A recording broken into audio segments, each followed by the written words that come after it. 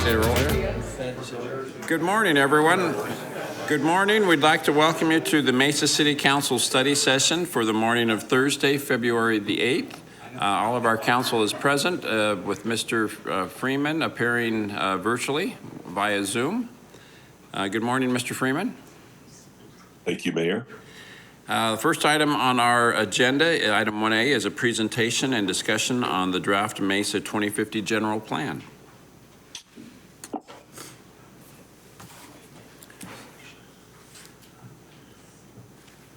Welcome, Mary and Jeff and Rachel. Morning. Good morning, Mayor and council members. Today we'll do an update of the general plan. As you all know, we've been working on this for the last year and a half. A draft was released to the public back in January of this year. And so today what we're going to do is we're going to go through two pieces of the general plan. We'll come back on the 22nd to go through the rest of the general plan. So today we'll be talking about the land and we'll be talking about the implementation for the general plan. We wanted to start by talking a little bit about how the general plan works with some of the other regulations that we have in the city. So the general plan kind of lays the groundwork. It's kind of the umbrella document that oversees and overarches our city plans. So our transportation plan, our balanced housing plan, our transit plan, all the plans that we've been working on, they feed each other. They feed up and down with each other so that we're making sure that we're moving in sync with those plans and with the general plan. We've also got some sub-area plans, many of which are older, but they also play a part in how we look at the land use in the city. Then we've got our codes and our standards. So those plans kind of set the framework and kind of set the way that those codes and those standards are implemented. And then we've got design guidelines and in particular, we've got our quality development, high quality development design guidelines that help us to, when we get an application in, those are the things that we would review. Just an update, I think you all remember, in the last presentation, we talked about how the process for the general plan occurred, that it's very much driven by public input. So there's been a lot of outreach, and I know Jeff has done a great job at really coordinating a lot of that outreach. We really wanted to make it user-friendly so that it's easy to understand, not only by our public policymakers, our city council, our mayor, but we wanted to make sure that staff, the developers, and our community understand what we're saying. So we very much have tried to make this a very user-friendly, easy to understand document. We're trying to use clear and concise language so there's not a lot of redundancies. We want to make sure that it's relevant for all the other city departments. So we've done a lot of coordination with each of the departments to make sure that what we're saying about their piece of the city is really how they're moving forward. It's a flexible framework. Obviously, it's a 10-year plan and things change. So we want to make sure we're building some flexibility into this. And then we have a clear action plan.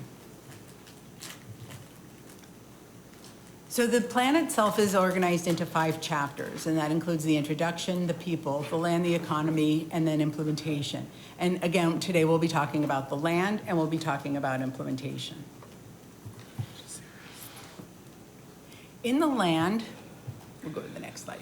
There are 4 sections, and each of these sections has a guiding principle that guides the strategies that are developed for that. So after we've done our existing conditions report, we've done our public outreach, we've interviewed stakeholders, we've worked with the public, we've really looked at developing a guiding principle that will help us to make sure that we're always kind of have that kind of plumb line, that benchmark that we're looking at for each of the sections. So those sections in the land are housing, circulation and mobility, parks and open space, land use and urban design. When we start, we'll start with housing, and in housing, what we found that emerged as key themes through that extensive outreach that we did through our existing conditions and in working with the balanced housing plan, there were really 3 key themes that came out, and those included housing cost, housing supply, and housing mix. And so what our housing section really acknowledges is that we're a city of choice, and we embrace a variety of different kinds of housing options. We're expected to grow. I think we all know that. And we will need more housing. Home prices are rising, and we need a full spectrum of housing options. And so if we break each of those down, these are just a couple of points of what we heard through the planning process. Again, our home prices are rising. Housing affordability is one of the key reasons that people live here. The housing in Mesa is considered affordable. And housing affordability and future conditions are also a concern. So while it's affordable, there's also the concern that the house prices are rising. So it's kind of this dichotomy that's occurring. We know with our supply that we are anticipated to grow by over 56,000 people by 2030. 64% of the housing units are single-family attached and detached in 2021. And residents said that the city should strive for more attainable housing. When we look at our mix, we know that housing choice is one of the main reasons that people live in Mesa. There's a lot of choices here. Residents want more housing options, and the Balanced Housing Plan has identified a shortage of high-end housing in the city. So all of that information has led to the strategies, and there are 4 housing strategies that we've identified as kind of those key things that we want to strive for over the next 10 years. And that is to create more opportunities for a variety of housing, sustain an adequate supply of attainable housing, create more opportunities for a high-end housing, and encourage the development of high-density housing that's proximate to our transit. Yes. So on this principle of creating more opportunities for high-end and executive housing, what does it mean by creating more opportunities? I'm going to maybe ask Nana to come up as he's working on the Balanced Housing Plan and what the Balanced Housing Plan has shown as it relates to that higher end of housing. Thank you, Nana. Mayor Council, this is what the Balanced Housing Plan is going to show us. So what you're looking at the overarching goals, and the Balanced Housing Plan is going to get into details, but some of the things that we look when we're talking about executive housing, lot sizes, size of the homes, those are influences. So we're going to create opportunity for the development community to be able to produce those. As Mr. Brady always says, we're going to facilitate the environment to make sure we have areas that are designated or preserved for that kind of housing production. So you're saying preserving, creating larger lot sizes and preserving that? Or encouraging that. Encouraging that. Yeah, I mean, Councilman Freeman might want to speak to this because he's had developments in his area where we've actually gone back to developers and say, no, we want larger lots. We want to encourage higher end housing to meet a market demand that we can't meet, we don't meet right now, that we fall short of. I know we have our balanced housing plan, and when I look at the workforce plus and higher income, 180% AMI, it looks roughly, let's call it 20,000 on, this is as of 21, about 20,000 units on this 180% plus, going a shortage there. And our 30 to 50% AMI is about 55,000 or so, according to our balanced housing plan. So I understand having some provisions to encourage it, but I hate to have it as a long-term general plan focus.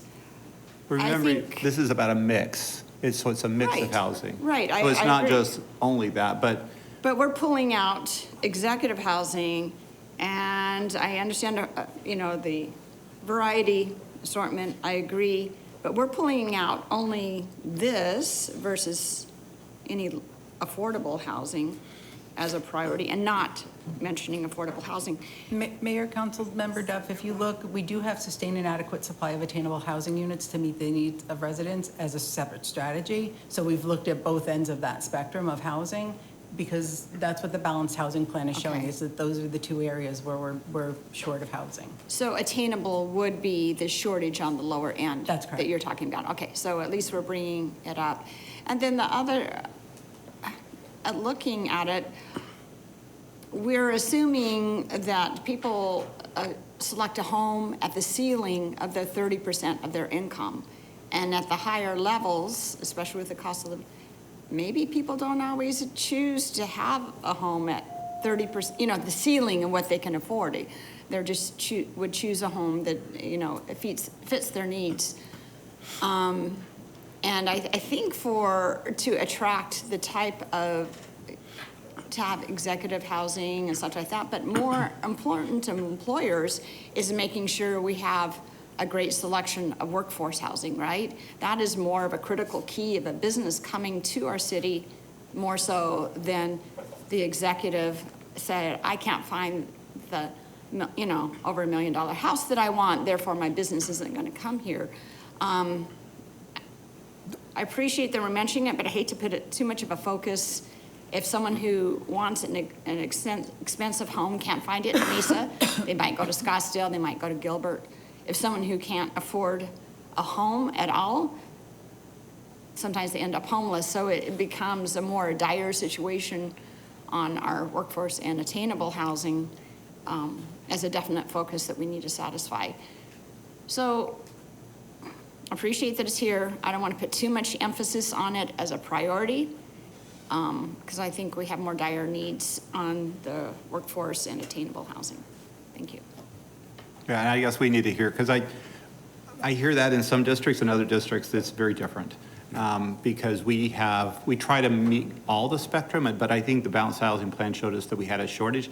And I wouldn't say high, it's not $1 million homes, right? It's talking about someone who's making over 100,000 or household income of 100,000 plus, where we start seeing, we don't get, I don't know, call it executive, I'd call it more like mid-managers. So it's not, we're trying to say we're only doing this, but the balanced housing showed us that on both ends, we have needs to address. And if we're going to try to recruit employers to Mesa, what we find is, and it still is the case, the majority of people that are employed in Mesa leave Mesa to go to work. And we'd like to try to keep more people here. And, we go to Boeing every time. I don't know when the last time a general manager at Boeing lived in Mesa, right? And so we're trying to find ways to keep Mesa as a place where people can live on all spectrums. And so, again, staff hears it on both ends, right? We get pushed on both ends of this. And so we're trying to balance all of that. Maybe we can mention it twice, maybe we can make it more clear we're trying to accomplish both ends of that balanced housing plan, but we're addressing specifically what called out in the balanced housing plan. I forgot to mention one other point, and to also be awareness of the larger footprint for housing on our sustainability goals. It creates more emissions, more use of land. It's not. So, and executive housing doesn't necessarily have to be on a large lot, right? We could have, I know we do need executive housing in downtown. I believe it'll come. We have some right now, but it doesn't necessarily mean that it has to be a half-acre lot. Executive housing can be a penthouse, it can be in a more dense environment too. So I don't want to have too much land loss in large lots, especially with aging population. Anyway, well, it's a longer conversation. Thank you. Mr. Summers. I'll just say that it's not just a housing strategy and having a balanced housing strategy. It's also tied to the entire economic strategy that we have. We want to make sure that that strategy is balanced as well, and it does tie into this, into housing. Take a look at Eastmark in my district. That's a wholly planned community from the ground up. They used to be GM Proving Grounds, and it has everything from the estates, which are the higher end homes, to a large swath of middle income, and even townhouses and apartment complex. It's really, truly a mixed-use community. What I think we also need to look at, though, is in this balanced plan, is how we vertically integrate some of that. How are we going to reuse some of our land? Let me put it this way, how do we use some of our underused properties to integrate both economic activity, retail activity, hospitality, and residential? This is truly an opportunity, because we're not stretching our land anymore. We're not annexing anymore. So this balanced housing plan also needs to tie in closely with the economic development strategy in repurposing or reusing and revitalizing some of our areas. But it does need to include everything from workforce. But I do like the idea of looking at, hey, how do we attract the high wage earners? Because from an economic development standpoint, if we don't make that a diverse strategy, we end up a community of Walmarts and drive-throughs. Not interested. We have Walmarts, we have drive-throughs, and they're important, I know. They're important, right? People shop there, I get it.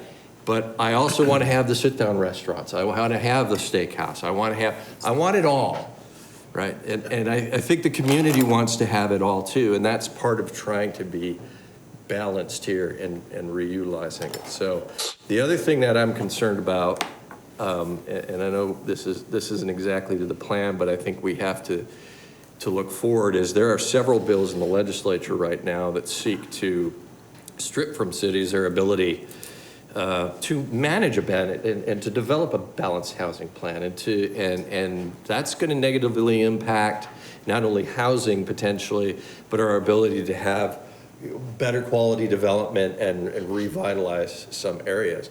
Well-intentioned as those things might be at the legislature, I think they need to be cautious about how the cities are implementing this. What's going to happen at the negative consequences at the city level, at the municipal level. So that's a concern. So I see Ian back there. Oh, he's going to come up. He was shifting in his chair, I think, but maybe Ian can just make one quick word. Yeah, sure. Thanks, Mayor and Councilmember Summers. So you're absolutely right. There, over the past couple of years at the legislature, there has definitely been a strong focus on housing, and really the conversation is around how do you create more opportunities for housing. Unfortunately, a lot of those efforts are focused on city processes and city opportunities to plan their own communities. So they're trying to really fray those edges. So you're absolutely right. Those are the headwinds that we're going against at the state right now. So far, there's at least 15 bills that are all trying to undermine cities' abilities to plan themselves in some way, shape, or form. But I'm optimistic that I think we can work towards some consensus solutions around this, and all the conversation that's happening here is really, I think, speaks to what we can accomplish, but we just have to make sure that both us and the state and the private sector kind of get on the same page. Yeah, as a particular anecdote or example, East Market is something that we've been dealing with. This is, again, at East Market. It's at Ray Road and Ellsworth. Here's an example of an opportunity the city has to create that vibrant space I'm talking about in that, not just apartments and not just retail, but tying that all together to create a new space. Because right now it's underutilized. It's not utilized at all. It's a dust bowl. But to just put apartments there, yeah, that meets a housing goal, and it wouldn't be houses, it's going to be apartments, renting, not owning. So you could do that, or you could do a large strip mall. We have those everywhere. But creating that opportunity to add some density to this to achieve two goals: economic development, economic activity, and housing, and hopefully a mix of housing, apartments and maybe even condominiums, which I know is difficult. That's what I would like to see us driving our housing strategy to, and making sure that it's tied to our economic development strategy. All right, I'm done. Thank you. Mr. Freeman, I think I saw your hand. You did. I was going to go through the presentation before I made any more comments, but I think, to Mr. Brady's point, the conundrum is we're blending pre-existing areas with new ideas and attainability and affordability. And in District 1, we've worked really hard to have a wide variety of housing, and there is still more housing to come in District 1. I think the word attainability centers on, well, what is it? What is attainability? Because some of the starting price points of homes in District 1 are $475,000, and then from there on up. So I think as we look to blending all the different housing, whether it's workforce or, for example, in Lehigh Crossings, which some of you know very well, there's a new development called Pioneer Crossings. There's a rental home units available, single-family home units, apartments, patio homes. And we're trying to blend in a mixture of use to allow strategies to, as family members, as they age out, they can get into a smaller home and turnkey and leave, or live close to their children. So I think it's strategic for us to have the opportunity to look at a variety of housing, because I know in District 1 there's still an area that we're working very hard on into producing some, and I'll use the word executive housing because it's very much needed for the Falcon Field District. But I'll end there. I'm excited about hearing the rest of the presentation. Thanks. Thank you. Just one Alicia. comment. What? No, go ahead. I guess sort of beat the dead horse on the last couple of comments, but high-end and executive housing isn't just I would hope, isn't just large lots, right? I mean, when you say create opportunities, it's not just about large lots. It's about getting creative, and certainly it's about placemaking, like, you know, not only placemaking housing, but placemaking economic development. The attraction of high-end home buyers is more than just, I have a large lot, you know, and a nice house. What is around me?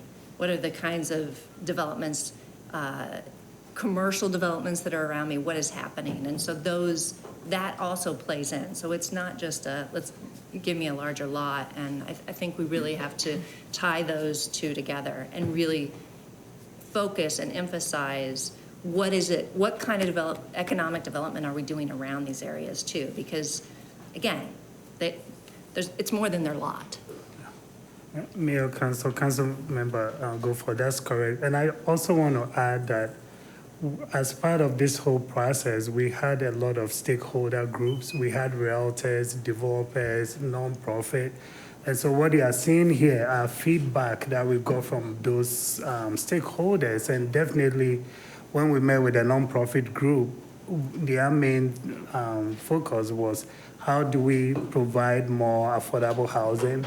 And even when we met with the realtors, they said there are so many times where they would drive the executives to Mesa and they would drive around and they will not find anything. So they end up living outside Mesa. And if we want to have a comprehensive way of people living, working, and playing here, we need to provide that diversity and opportunity for them to have all sorts of housing types that they want. But I just want to also be clear, it's not only about large lots. There are so many ways that we can address executive housing. All right, thank you. Why don't we proceed with the presentation, and we may have more comments later. So the next section in the land is circulation and mobility.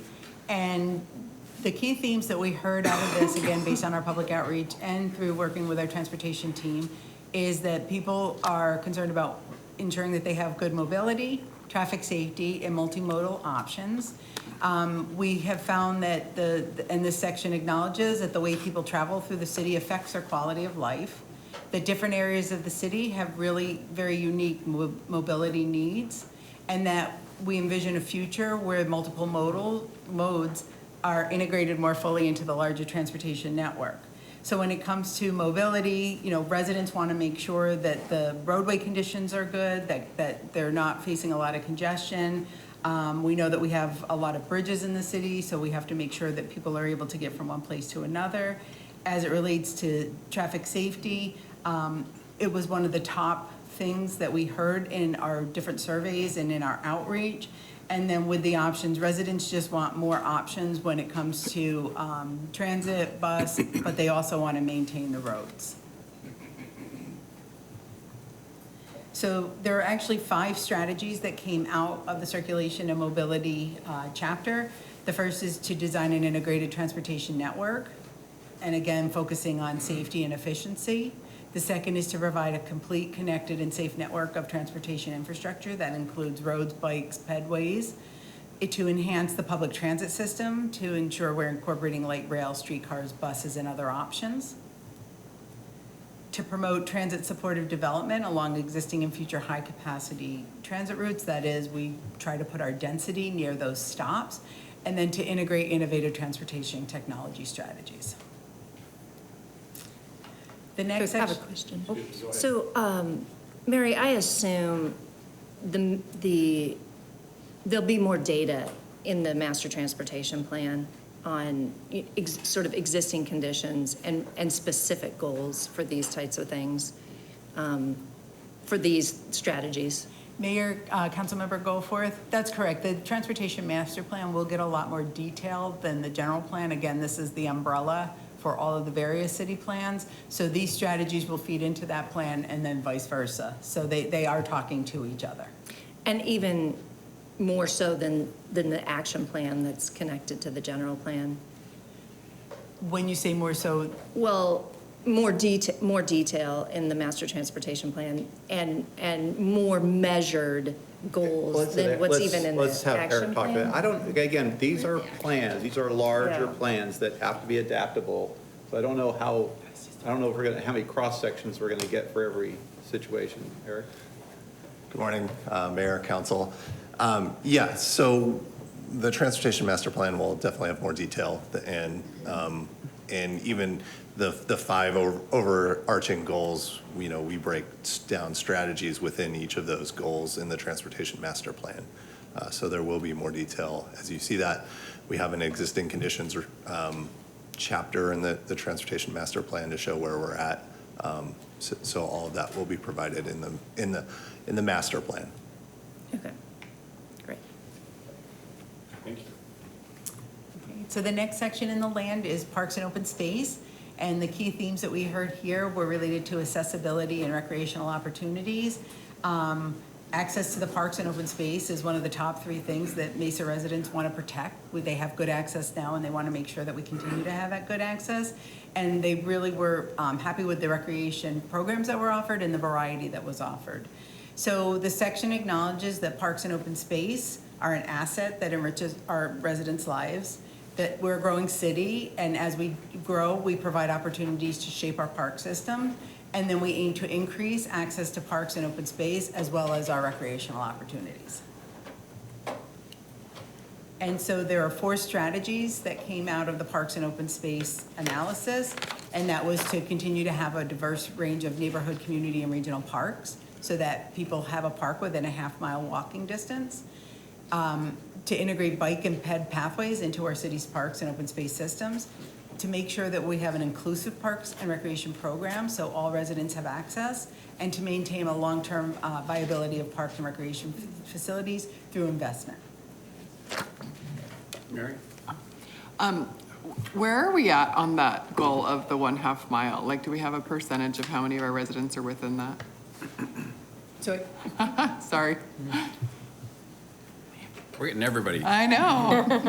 I was just curious because I think that's an amazing goal. Our parks are one of our greatest things in our city, so I was just wondering where we were at. Good question. Andrea? Mayor, Council, when we did the 2022 master plan, for the first time, we analyzed that on city-owned and privately managed HOA parks. And there's 98% of the city, because of those HOA parks, that are in a 10-minute walk to some type of recreational facility. And so what we're trying to do now is fill in the gaps and also to increase the number of amenities to have at least 5 available within a 10-minute walk. Wow. So 98% currently. Correct. That's amazing. Even out in District 6. Yes. Wow. Well, in District 6, it's mostly HOA. No, but I mean, it's just, it's what did you You're say? new. It's mostly HOA parks. The HOA parks, yeah, of where people live. Right. Okay. Okay, great. Thank you. I feel like I need to defend myself. Just because it's newer, that's all. Jen? So, oh, Go sorry. ahead. I just want to make one comment, and I don't expect it to be in, the verbiage here, but that we create shade on the pathways to these open spaces and parks and within them as we develop things. Thank you. Thank you. You're saying should be some trees in the parks? Yeah. A million. I think we have like 900,000 still to put in, so Maybe a little more. maybe 950,000. Yeah. So Yes, I'm sorry. Are you, oh, I'm sorry. no, go ahead. Are you moving on past parks? We were going to, if you're Okay, ready. so if I could say one thing. So back to my question about master transportation, this is, to me, a great example in our general plan of a measurement of what we have and what we want to, our goal. And that's, I don't understand how that is sort of, I understand transportation is a big beast, right? You can't go through every goal. But this is really straightforward and nice on the parks side, where we say we have 95%, we want to get to 100% of every resident being able to walk 10 minutes. Can we do a sort of a similar We can look at metric that. The in transportation, like when we say for the integrated? general plan is that as Andrea just mentioned, that the parks plan was adopted prior to the general plan coming forward. So we had the Yeah. advantage of that context. Now, transportation's kind of, I don't know, I'm going to say following the general plan, but it's coming right along with it. So Okay. when you get that presentation, we can look at it. But the advantage of the writing this up was They were done. they already had it, yeah. Yeah. So. Okay. Thank you, Mayor, Council. The last section within the land chapter of the plan relates to land use and urban design.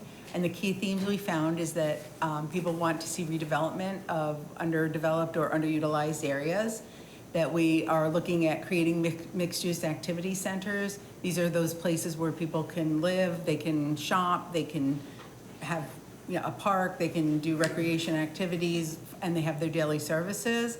And then they're looking for quality design, so things like our high-quality design guidelines and other options for us to ensure that we're getting that high-quality design here in the city. And this section acknowledges that we envision a future where we offer choice, again, where people live, work, play, and learn. And these are those mixed-use activities, so people can have that 10-minute walking distance to a lot of our parks. They have access to those commercial areas. Land use patterns need to support that balance of land uses. Again, the economic opportunities, the recreational opportunities, the residential opportunities, and that land use and urban design policies should result in high-quality development. And so that's really what we're looking at through this chapter. I think in all of our conversations, I haven't heard this before, so do we have a goal for higher ed learning opportunities, like a mile, like how far away from residents they would have to go to have an educational opportunity? Mayor, Councilmember Spilsbury, we don't have a goal as it relates to the proximity to those educational facilities, in part because the city doesn't create those. But what we do is we do work with our educational partners, whether it's the school districts or the colleges, to make sure that as they're locating within the city, that we've got the amenities that they need. We look at where those, where people are living that might be using those facilities. But again, they have a lot of autonomy outside of Well, they're not subject, let's just say it. They're Yes. not subject to the general plan or zoning. Well, right, and I know we don't get to pick and choose who Well, comes here even, and where, but we but, can't even control where they go. well, elementary schools and like K through 12 schools, is that true of higher ed too? Oh, any. Higher ed doesn't They're have not to subject to zoning either, In charter okay. schools. So really, I think I don't know we've ever thought about the proximity as far as distance. It's been more about attainment of educational degrees or certificates. That's kind of been when we talk about it from that perspective, it's been more of a attainment of higher education. Yeah. I mean, certificate. we do have a lot of opportunities spread out across the city between like the Red Mountain campus of MCC and ASU Polytech, like even in our Sure. far No, that's true. southeast and northeast. So I mean, obviously there's been thought of like where it makes sense to put things, but I didn't know as a city, like what we do to facilitate Yeah, that. it's been more, Councilman, to your point about actually bringing more of those opportunities into Mesa, making them available. Literally, the proximity was to get them in Mesa. Okay. Right? Right. And it happened that because of the campuses on the east side and now trying to establish downtown. That was our Yes. big initiative years ago, was to bring higher education institutions into the downtown area. So it's been about just really literally bringing them into and growing them inside our own borders. Just since Mesa's so huge, you might still be 40 minutes away from, Right. you know, whatever, Maybe not. yeah. Yeah, something like that. If you live in Southeast Mesa.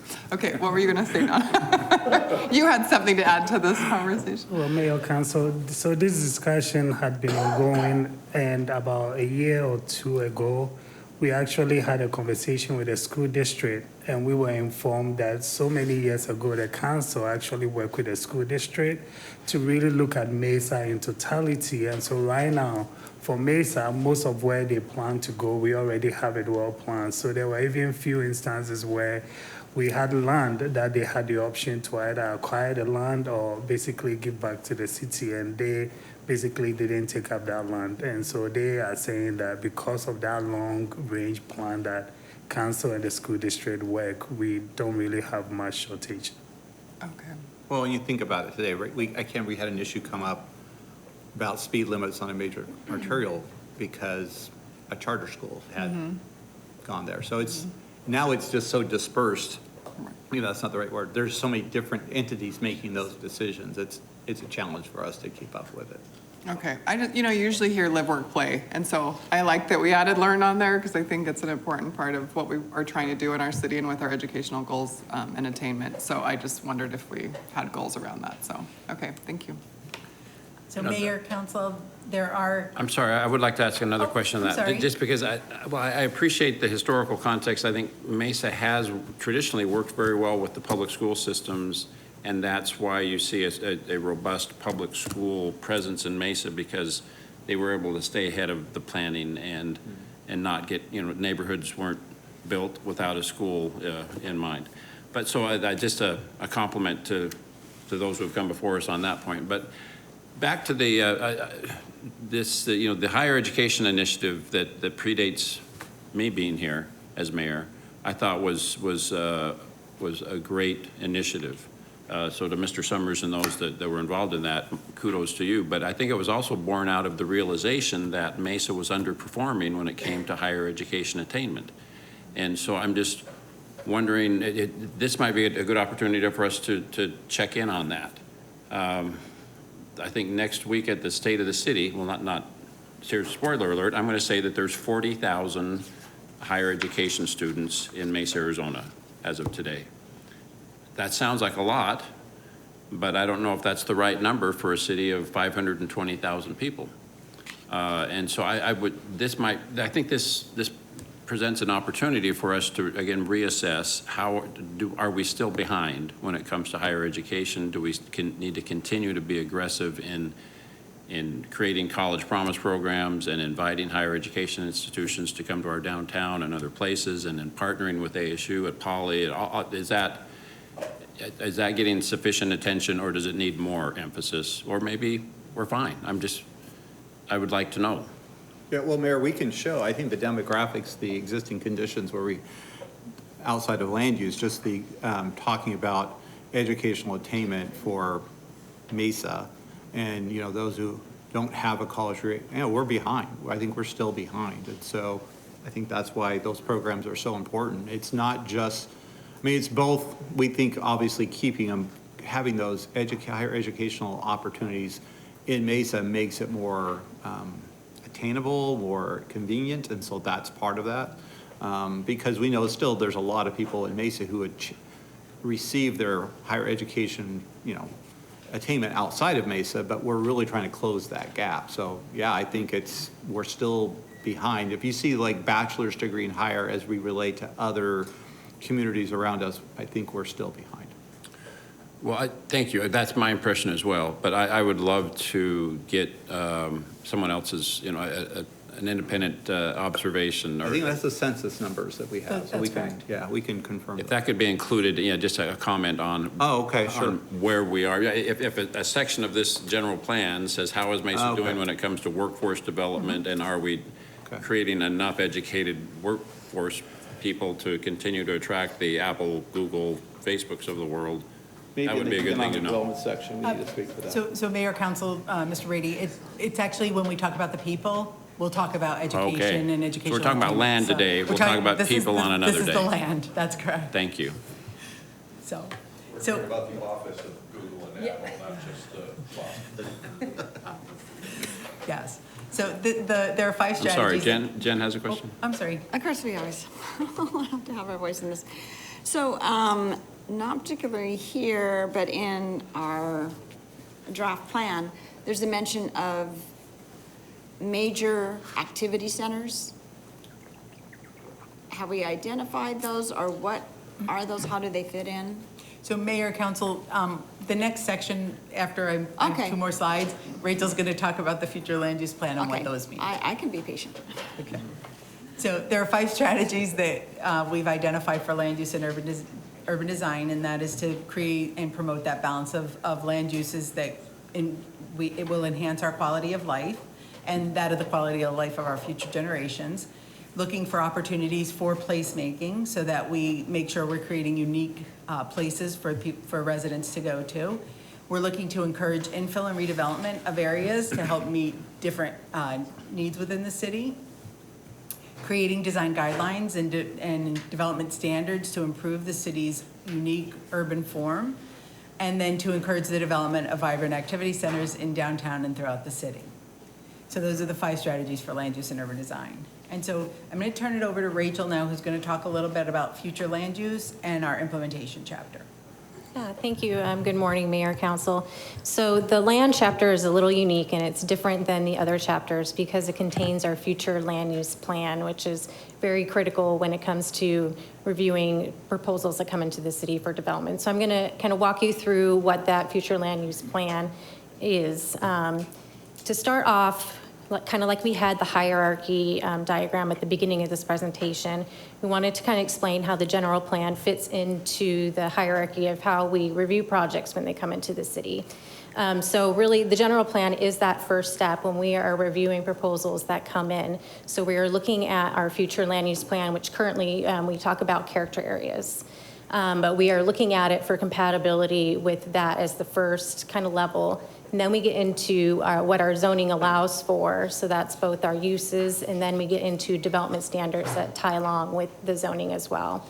And then below that, as we talked about before, we have our design guidelines that further give us guidance about what areas should look like and what the kind of quality of the design is that we are wanting in the city. So we use all those pieces when we're evaluating our land use request to become to a part where we're recommending a recommendation to our various boards or to city council.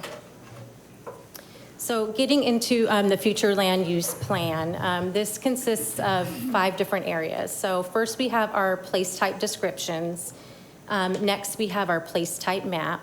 Then we have a growth strategy descriptions, just growth strategy map, and then the consistency criteria that we look at to determine consistency with this future land use plan. So this really is that guide, that framework that guides our land use decisions and recommendations. So getting into what all these various pieces are. So place types, this is a new term. So when you hear place types, this was formerly called character areas. So when we were looking at those before, think about them kind of synonymously. So what the place type does is this describes the overall character and the feel of the place. And we changed the name of it because we really wanted to talk about creating places in the city. So that's kind of an explanation about why we changed that verbiage there. But what this does is the place type, it identifies the typical land uses that you would see in the various place types, the compatible zoning districts that can be used. It talks about the density, intensity, kind of ranges and requirements there. And then it has various urban design characteristics that help create that place. The place type map then, it's that physical depiction of the 12 different place types that we have throughout the city. And so you'll see this is a little different from our previous character areas where it had fuzzy boundaries. And that provided some challenges for staff sometimes as it crossed parcels and you kind of had to determine, well, which place type is this? So we have gone back to making it a little more specific and kind of defining those boundaries a little bit more. Mr. Summers. I would have a little quick discussion about this, but when you look at these place types, first of all, transit in my district, and I think it carries over to all districts, but mine specifically, because of the rapid growth in both residential and industrial development, it's created a lot of conflict and concern from residents, and Jeff and I had a little sidebar conversation of this, and it ties into quality of the design and how things look. But when you look at this map, for example, there's a gray area. If you see the number 24 on the bottom, just to the left of that, there's a gray area in there, just north of Phoenix, Mesa Gateway Airport. Can we drop the Phoenix Mesa now, just to keep it Mesa Gateway Airport?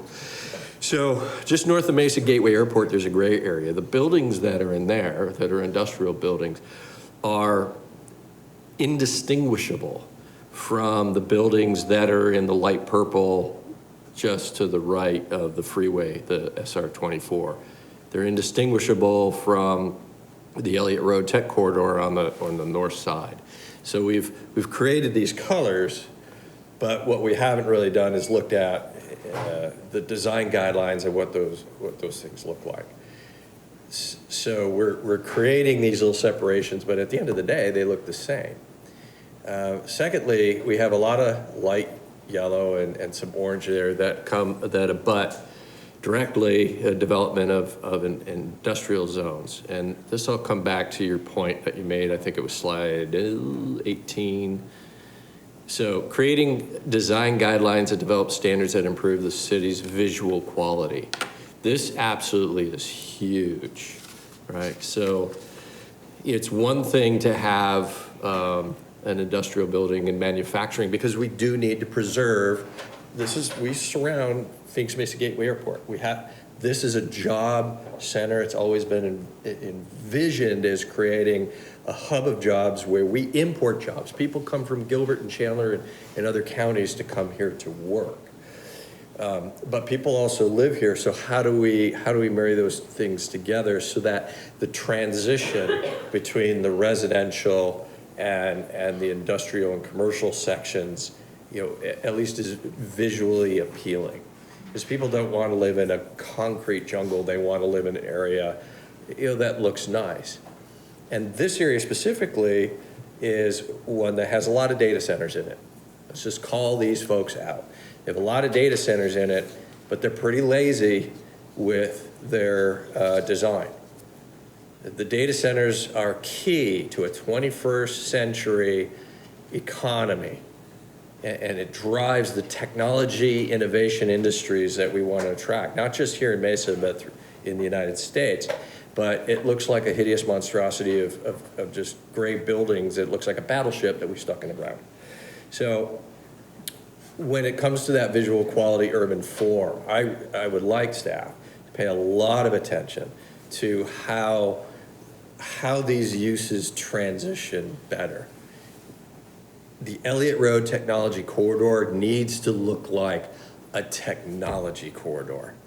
Somewhere that we're proud to drive through and say, not just we're hanging a sign that says Meta or Apple or Google, but wow, these buildings really reflect the quality of the city and the technology innovation economy that we're looking to move forward.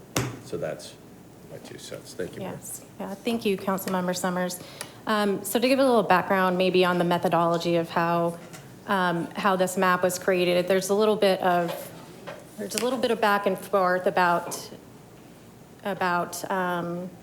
I can't think of the word I'm trying to use right now, but kind of you have to consider what's on the ground now today and what we want to see in the future. So there's a little bit of that balance there. And as you know, in our current general plan, when it was created, that whole area was just designated employment.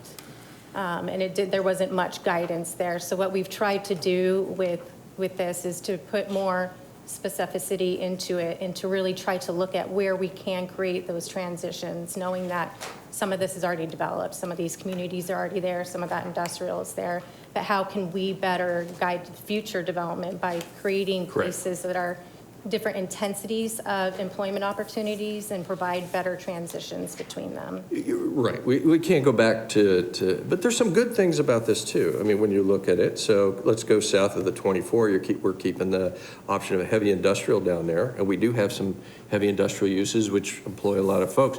And it's south of the freeway, which kind of provides a natural barrier between those uses.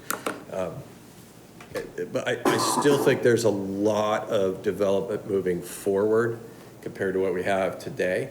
So, but it's going to be key that what moves forward in the future, I don't care if a developer comes in and says, well, you let them build a concrete box. That was yesterday. Today, what we're trying to do is not only attract those industries, but better reflect the type of economy that this area represents, that 21st century high-tech innovative economy moving forward. And it carries, you see the other areas that have purple, heavy-duty industrial in them as well. I think it's important for District 5 and, Frankie, is that your district down there? It affects the entire city, not just my district. Absolutely. Thank you so much, Jill. That's great. Good luck, Jeff. So while we're talking about quality design, quality development and such like that, I'd like to put out a word for incorporating a creative design sometimes. It's not about quality as much as using some creative elements in the building. It can be utilitarian in use, but Mesa is, I think the two things we're really known for are a sense of community and, well, affordable place to live. But the arts are very forward. And if in our developments we can say it's attractive in a way that doesn't increase costs, but just more creative, and it's a design or it's a street appeal, I think that could do wonders for creating those places that don't feel like a barrier to the quality of life. Thank you. All right, so for each one of these place types, there's a place type description, and on the screen you have an example from the plan of what this looks like. And so there are various sections of these descriptions, and the first one is really the description of the purpose and what the character of that place type should be. And then there is a list of the typical land uses. So those are the land uses that are appropriate to accomplish the character and the feel of that place. Then we have our compatible zoning districts that could be used within those place types. We have the density and intensities that would be appropriate for that place. And then we have the urban design characteristics, which gets to a lot of this conversation that we're having. So it's about describing what sort of elements should be used in those places or expected to create those kind of appropriate transitions, connections to neighborhoods, to commercial centers, having high quality design in them, providing shade, providing pedestrian connectivity. When we talk about the typical land uses, so we categorize these into 13 general categories, and they are identified as either principal or supporting land uses. And the principal land uses are really those prominent land uses that play that main role in creating that place type. And then the supporting land uses are really there to provide some diversity and to support the principal land uses. So the next element of the future land use plan is the growth strategy map. So this depicts the 4 growth strategies that I'll go into in a minute at a physical level, but this helps guide growth within the city in terms of 4 different growth strategies. And those are conserved, so there are areas that are parklands, there are environmental sensitive areas, our historic districts. So these are areas that should be preserved, that we want to see largely remain in their current condition. We may see some very minor changes such as home improvements to them, but you're not going to see overall redevelopment of these areas out of context of what it currently is. The next category is sustained. So these are largely our established neighborhoods within the city. So they're areas of stability. So we want to see them remain generally in their current condition, but we may see some mild redevelopment, especially along our arterials, where we may start to see some commercial uses being integrated with the neighborhoods. But once again, any sort of infill or redevelopment in these areas is expected to be in character with what's already existing there. With the next growth strategy, we have enhance. So examples of these are a lot of our group commercial centers or retail centers in the city. So they are generally in good condition right now, but as time goes on, we want to see them redevelop and to continue to be improved upon so that they don't become blighted or obsolete in the future. So the next beyond that are areas that are grow. So these are our vacant lands. These are lands that are really in the process of transitioning and that are being developed right now. Areas that are blighted and that are really ripe for redevelopment. So this is where we really want to see a new development occur, redevelopment occur, so they're kind of primed for growth and for a lot of transition. So when we have, okay. So I was kind of want to differentiate a little bit between enhance and grow, and I understand in the description, what criteria do you use the surrounding area or the zoning? There's areas that, let's see, say along the TOD, along the light rail corridor, and some of it will be grow. You know, we need to build density. We need to take advantage of the trans opportunities, but then other sections for along the same line would be enhance. So I'm just trying to differentiate, like, the existing condition might be okay, but maybe the ultimate goal would be to build density. Would that use these two categories? How do we differentiate as far as aspirational versus current situation? Yes, so when we talk about, if you have areas that you're saying that are developed and they're in pretty good condition, but we know that our long-term vision is for growth and for a certain sort of outcome, that would be your enhance areas. The grow are really areas that we're focusing on right now that we know that are in need of redevelopment, that we know are vacant and are opportunities for development right now. So that's where those kind of two differ. And Rachel, so grow would be, I'm just trying to think, it's vacant, it's left. I mean, it's obviously the useful life of the facility it's not in good condition. It's right. It needs immediate It's the attention. mall, right? It's immediate. It needs to be, like. it's either a vacant lot that's kind of left as a remnant that's Okay. overgrown, or maybe a building that has now been vacant for right. some period of time, and it needs, that's how I would look at it. Whereas I think enhance is actually where it's still I mean, something's being used, but it could be amplified or I don't know. Exactly, yes. I'm trying not to use the word enhance.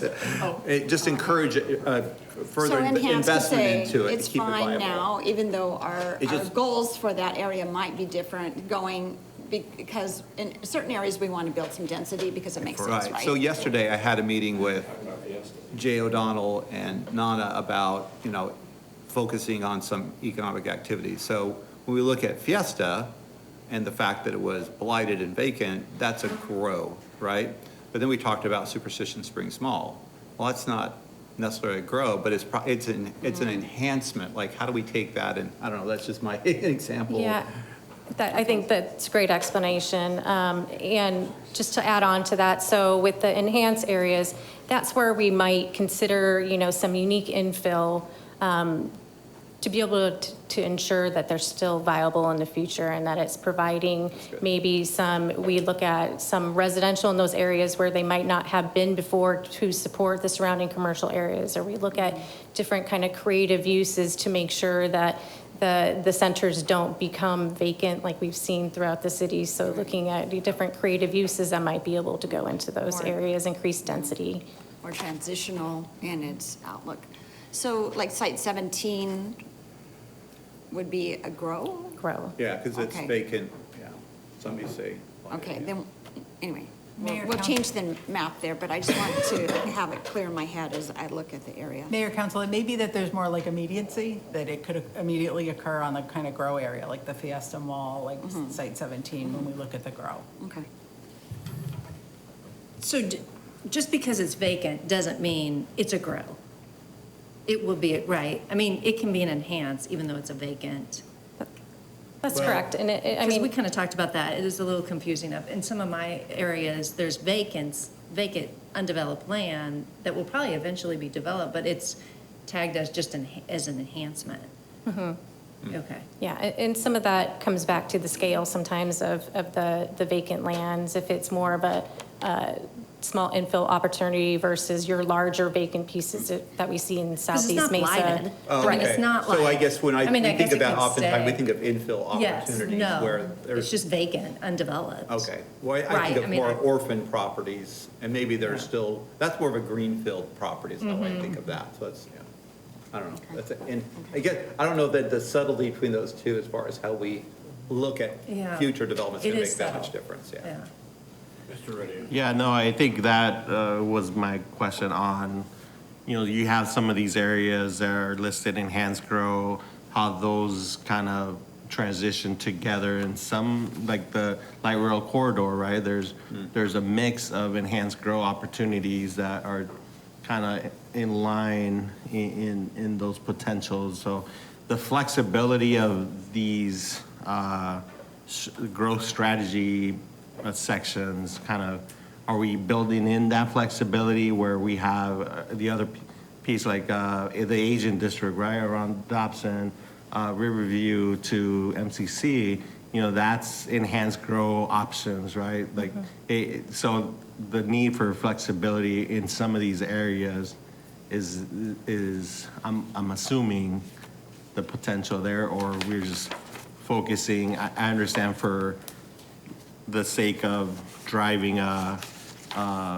one specific strategy, but it's a combination and just in some of these areas, I think, to implement, right? So. Correct. I mean, there's just some areas we want to conserve, right? Sure. The uses are well done, they're sustainable, and we wouldn't want them being changed dramatically. yeah.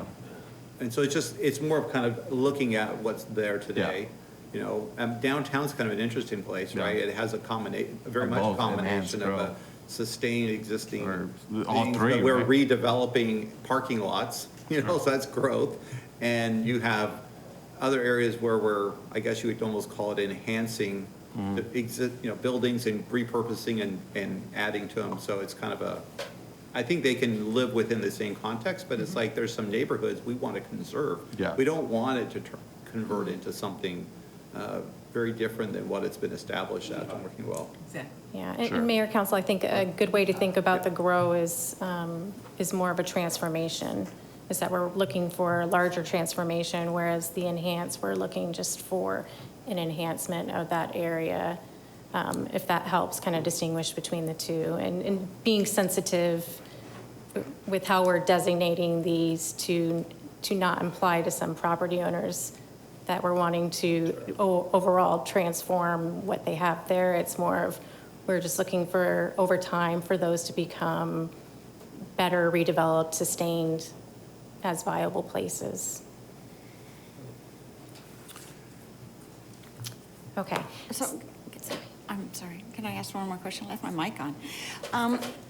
So how does this play into the land use, planning and zoning about, I think I'm answering my own question, that questionnaire thing where you start with your project and the different kinds of, okay, never mind, I answered my question. Yep, and we're just getting into right now, so. Good answer. Great question. So how these all work together is when we're looking at consistency, so if we're reviewing a project and how we determine that it's consistent with the general plan, we're using all these pieces together. So you're looking at the place types to ensure that the land use requests that we're receiving to come into the city, does it comply with the purpose of that place type and what we're trying to achieve there? Does it use the typical land uses that are designated for that place type? Is the zoning, if they're proposing a rezoning on the property, is that one of the consistent rezoning or zoning districts that's identified within the place type?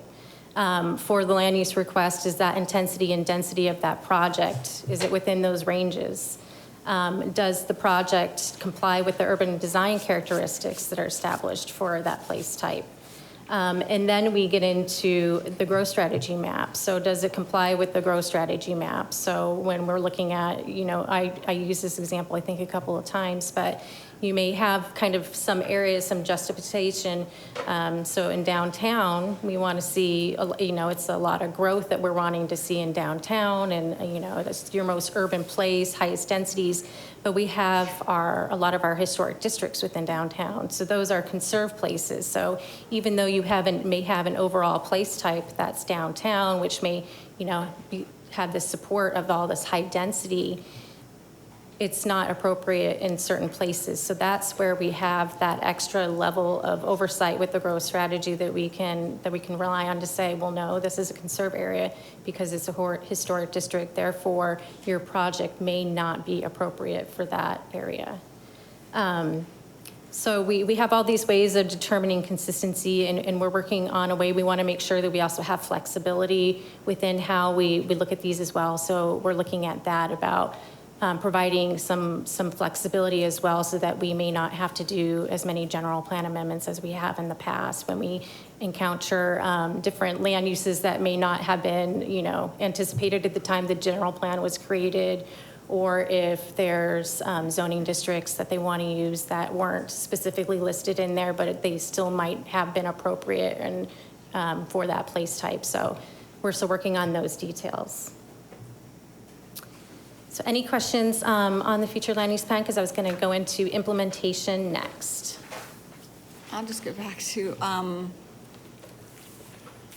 major activity centers. I understand we have urban centers on our place types, right? And those are existing, but are we focusing on certain areas, like, let's say, Fiesta Mall, downtown? Have we identified major activity areas, or? We have. So when you're looking at the 12 different place types, I think what you're kind of describing is our regional center. So those are the largest of our activity centers. That's really supposed to be that regional draw that has that tourism, major commercial component, hospitality component to it. So it's kind of in this darker pink, as you'll see. So those are those major activity centers that are identified throughout the city. The urban centers are a step down in scale and intensity from the regional centers. So those draw more of your local consumers to the area. So you could think about it as like the Target, that shopping center on Power and McKellips is how you have your Target. You have Famous Footwear, lots of restaurants and things, but it's not as intense as that scale of a regional draw that you might have with maybe, a major, and I'm using hypotheticals here, so I'm not pointing out a specific place, but a major water park with hotels and restaurants and shops near it. That's more of your regional center that's drawing people from maybe outside the community as well. And then, Mayor, Council, the last one is that neighborhood center. So those are also activity centers, because there we want to also see mixed use. So this is where you'd have people living, having the local shops, the local restaurants, the local services that they would need there. So there's that hierarchy of centers. So we haven't called them quote unquote activity centers, but there's 3 different types of activity centers. Okay, so regional centers and urban and neighborhood are intended to be a mixed-use environment. So you have living and services and recreation and everything within. And as far as if there's density involved or something, that would refer back to our place type, our growth map. The growth map. Growth strategy. Or, yeah, whatever, growth strategies. Okay. So in our draft plan, I don't know, I'll look over it again, where we use the words activity centers, maybe use a word that bridges to the maps, I don't know. Activity center in the draft plan. If we could say whatever that is, so we can relate it to the map. I think I understand what you're saying. Yeah, some, I don't know what that is exactly, but some kind of direct correlation, so we can look at the map and understand what that means. So thank you. One question, so I'm still trying to figure out the urban versus regional and neighborhood. So then, and it's about scale, it sounds like, right, density, really. But if you have a development that is developed all at once and is large enough,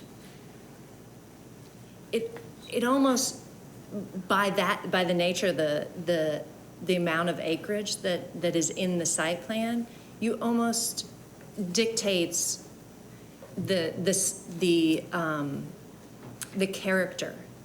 I guess I'm not probably articulating this well, but so if you have, because when I think of neighborhood center, as you said, Mary, I think of small community serving local. But if you have somebody come in and want to develop multiple acres, we've designated it neighborhood, but by the fact that there's 50 acres, the density allows for something that doesn't really look like a neighborhood center. You see what I'm saying? Mayor, Councilmember Goforth. Yeah. But when we designate these on the map, we did take the scale into consideration. So when you have a neighborhood center, they're not going to be that many acres. It's going to be more of your 10 to 20 acre parcels, as opposed to when you get to an urban center, those will be the opportunities for a larger commercial development. And then, of course, with the regional center, even more so. Okay, so you drilled down, Right. and to accommodate for that, from Right. what I meant. And saying. Mayor, Council, we also looked Yeah. at the regional, like the context. So we looked at the neighborhood context of what are the surrounding land uses when we were looking at those designations also. So yes, we Okay. drilled right down into those parcels. Right, and as Mary was saying, also with the distribution too, you'll see that neighborhood centers are distributed more throughout the city to be that local serving. And when you get into the higher scales, they become less frequent, if that makes sense, about how often they're distributed throughout. Because you may have opportunities for 4 major regional centers in the city, whereas you may have, 20, 30 different neighborhood centers that serve the local makes sense. neighborhoods. Yeah. But most of this is a reflection of existing conditions. This isn't Correct. staff trying to suggest something that isn't already there. I mean, there's some of that, but that's just trying to be consistent with what's already in the surrounding area. But 80+% of this is just a reflection of existing conditions. I think we just tried to drill down to capture that. That's correct. That is correct, and to find opportunities where we have vacant land or Right. land that's in the To county that might be annexed in the Right. future. Okay. So the next chapter we wanted to go over was our implementation chapter. So this chapter describes our implementation tools within the general, or within the city. So those are comprised of our zoning ordinance, our engineering design standards, our various specific plans. So those are the things that we use on a day-to-day basis to implement the general plan. The implementation chapter also discusses and introduces the action plan, and we'll be talking about that at a future study session with you in more detail. And then finally, it gives our amendment criteria for a general plan amendment. And we have two types of general plan amendments. There are minor and major amendments. But then we also wanted to point out, even though it's not a general plan amendment, there still is the ability to make changes to the general plan administratively without being considered an amendment. So those are just minor things such as formatting to the plan, any sort of scrivener's errors, if there needs to be an addition of a reference plan, or any sort of change that might be mandated by state law that we need to address. By getting into the general plan amendments, the major and the minor.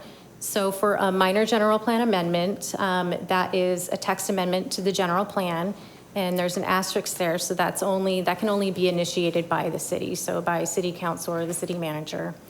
Another minor amendment would be an amendment to the growth strategy map. And then finally, any change from one place type to another place type that's marked as minor on our place type change diagram that we have for the amendments. And then for a major amendment, that's any change of a place type of 40 acres or more from one to another, or a change from one place type to another place type that's marked as major in that table as well. That's right. Any questions on the implementation chapter? Mr. Freeman, how are you doing? Thank you, Mayor. I'm doing fine. I'm learning a lot. Okay, thank you. Okay, so that concludes the presentation. We do have some upcoming meetings. So at the end of February on the 22nd, we're going to be coming back and discussing the people, the economy, and the action plan. And then in April, we are going to be going to a Planning and Zoning Commission and to our GPAC, so the General Plan Advisory Committee, for their recommendation. We do have our chair with us today, and if you have any questions, I'm sure that Ron Williams would be, happy to answer any questions you have there. And then we will be having our final public feedback summary, since we still are going out and having open houses right now where we're taking out the draft plan to the public and getting feedback from them. And then in May, we'll be coming back for our public hearings for the adoption of the plan to City Council, with the hopes of getting that on the ballot and getting ratified by the voters by November 5th. Great. Thank you. Ron, please let your committee know we appreciate the hard work that's gone into this. Thanks, sir. Ms. Pillsbury. Yes, thank you, Ron. What kind of feedback are you getting so far on the general plan? Are people paying attention? Do people care? I follow a group on Facebook that made a post. They're going to have their meeting, but they are not happy with things, and they feel like it's not reflecting what they want as a neighborhood. And I was kind of surprised to see that, and so I was just curious what you guys are seeing and hearing. Mayor, Councilmember Spilsbury, we have been getting feedback. Get a better mic here. We have been getting feedback through all of our various methods. So there's the plan that's Conveo, where you can flip through the pages. There's our survey. We had a targeted survey that went out on top of that, and then our map. So it's all out there. We've been collecting feedback. I think we're in the low hundreds, and I want to talk about that, why that is.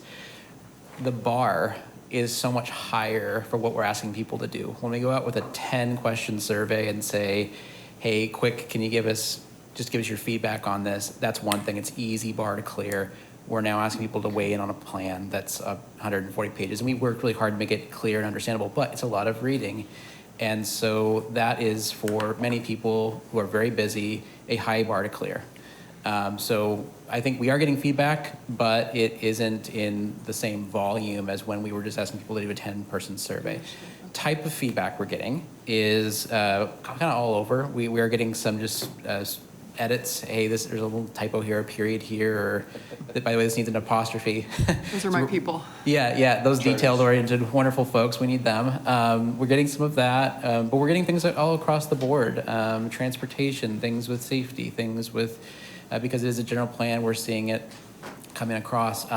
If there are any communities that are saying, hey, we want to talk about this, that's great. We want to connect with them, and we would welcome everyone on council to, if you see that going on, please contact me, let me know. The I'm happy to meeting's reach tonight, out. so I'll let you know about it. Please do, or I'm happy to attend, to go out and have conversations with folks, because now is the time during the 60-day review period to have discussions and give feedback.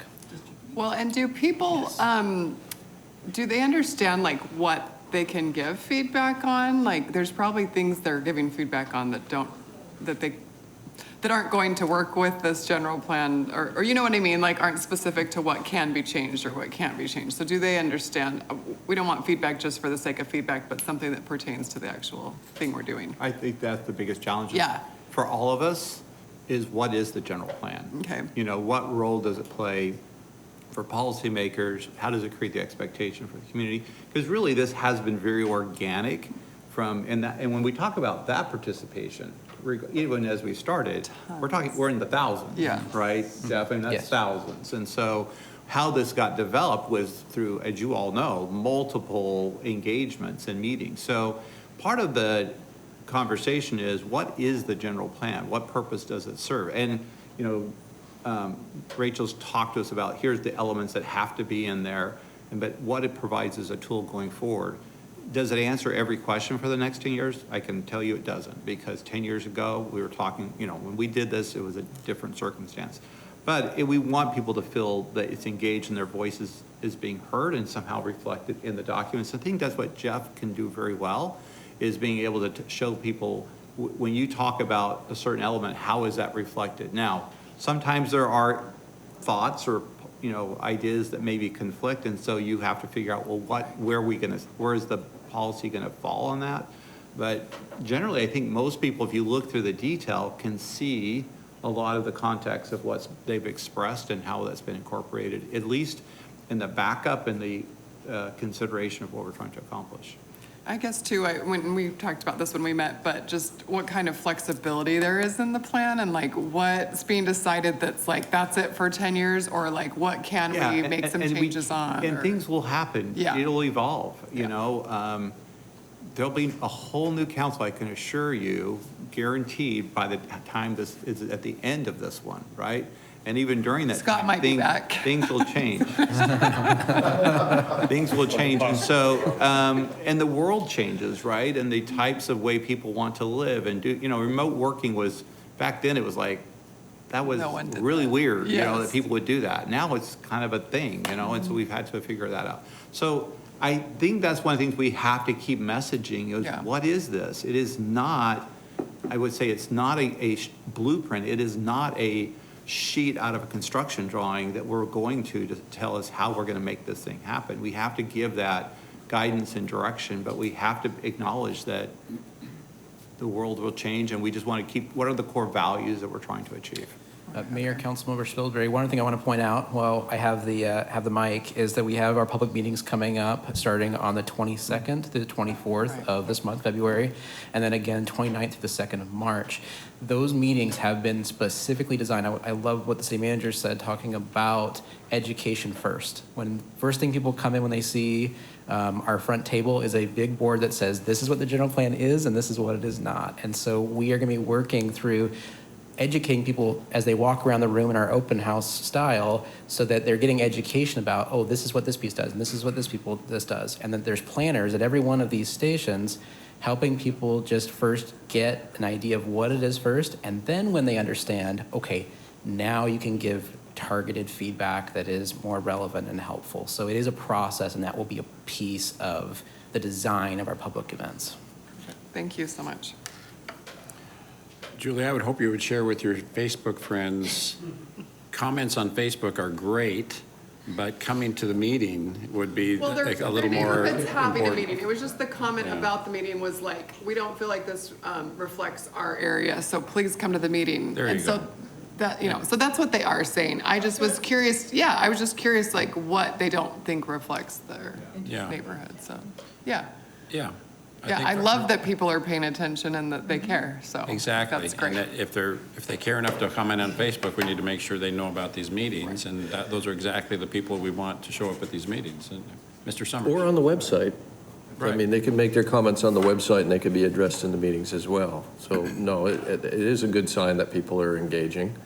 They're clearly engaging in District 6. I had a sidebar with Jeff not too long ago, and he's looking forward to coming to the meeting and addressing some of the concerns, particularly when it comes to that. The transitions and how we make it work. And my only comment to close is that if you look at, we did a lot of work on the Gateway Strategic Development Plan, which led to DMB working on the Eastmark Plan. And when you look at that Eastmark Plan, in Section 7 on page 28, Exhibit 7.22, it discusses regional centers and campuses. And there are a lot of photos here. I'm not going to hold up the picture again, maybe in the future, but that is what the vision people had of the area. So I think looking at this plan for those transitions, say how do we take this and turn it into a design guideline? Because that vision wasn't followed to date, but I think we can take this and turn it into a design guideline, and it's going to make folks a lot happier. So good job. Good luck, Joe. I'll be with you. Be all right. I just wanted to take a moment to thank you for the tremendous amount of work. It's very consolidated. We could say, but I know behind it is thousands and thousands of hours, and Jeff's team and the planning team and the advisory board team, huge. And to be able to bring all of that into a way that's clear and concise and consolidated and digestible for the average person is a tremendous feat, because usually general plans are something that just makes your eyes glaze over because they're so text written with terms that are too heavy that people really can't get the gist of it. So thank you for bringing it to this level and consolidating it and making it, taking into account all the different elements and making it work.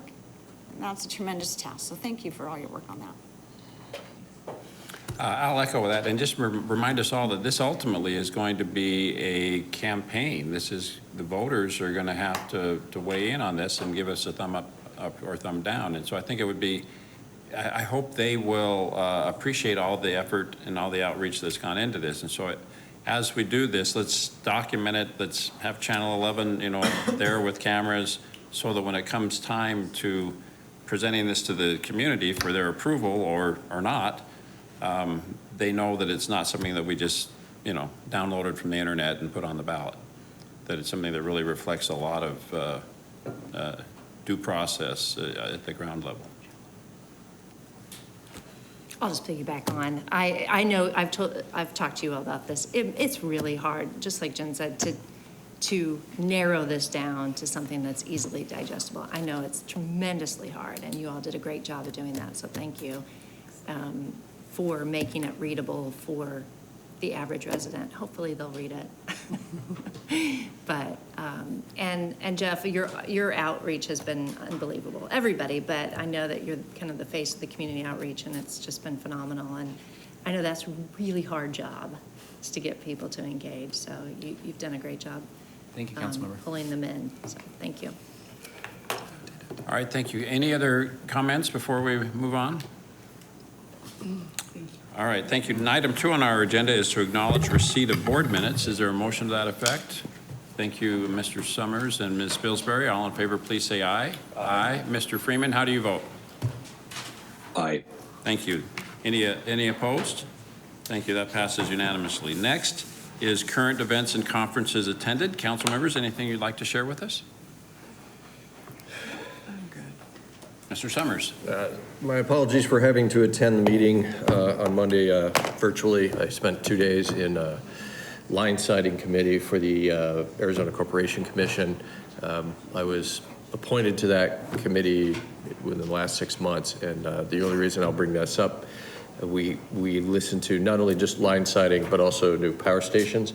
And there is an incredible investment going on in the state of Arizona for solar, wind, and renewable energy. In fact, I have heard nothing but solar and maybe one wind plant coming through. So all of that's going to be tying into the grid, and hopefully all these projects move forward. So that's where I was.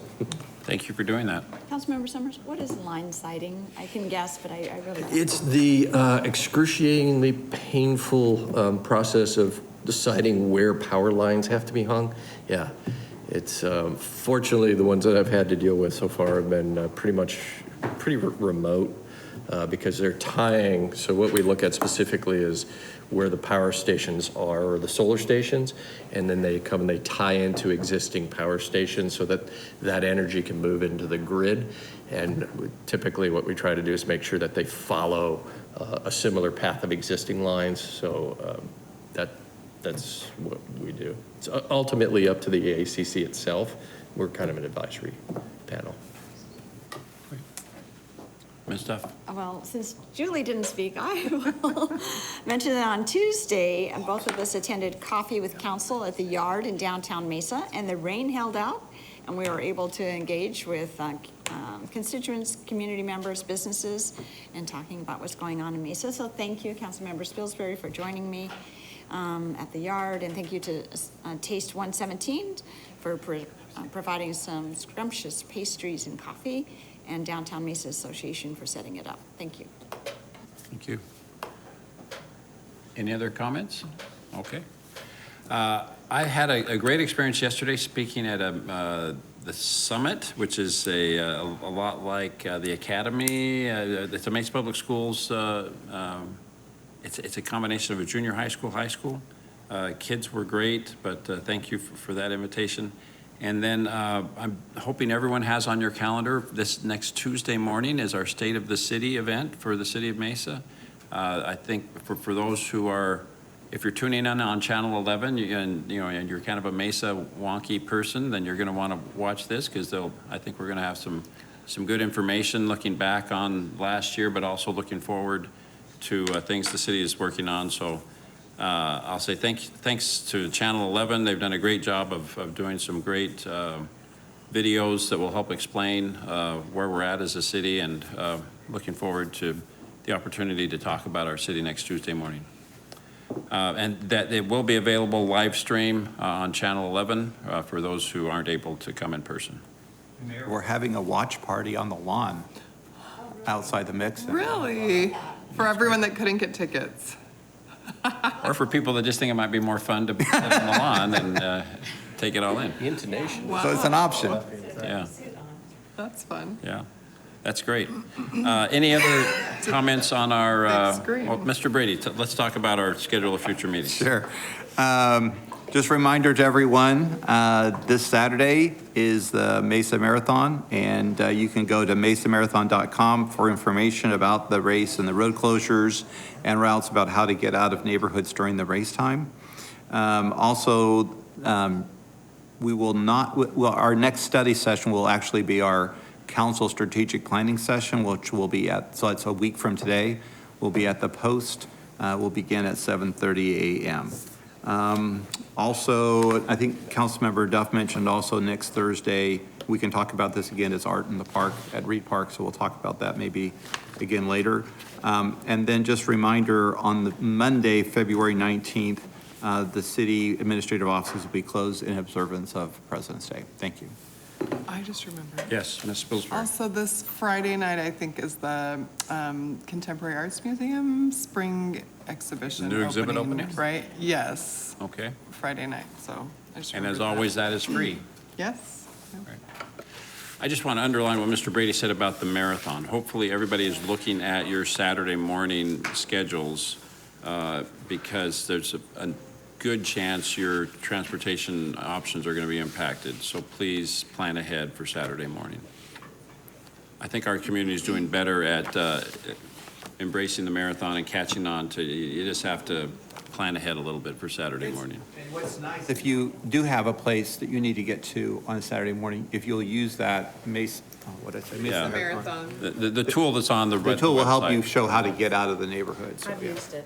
Yeah, okay. And there's a telephone number as well. Yes. I mean, it's certainly during city hours, but they can help route you Yep. if it's too complex to figure out the map. Okay. That concludes everything on our agenda for this meeting. Is there a motion to adjourn? Thank you, Mr. Summers. Ms. Spilsbury, Second. all in favor, please say aye. Aye. Aye. Thank you, Mr. Freeman. We are adjourned.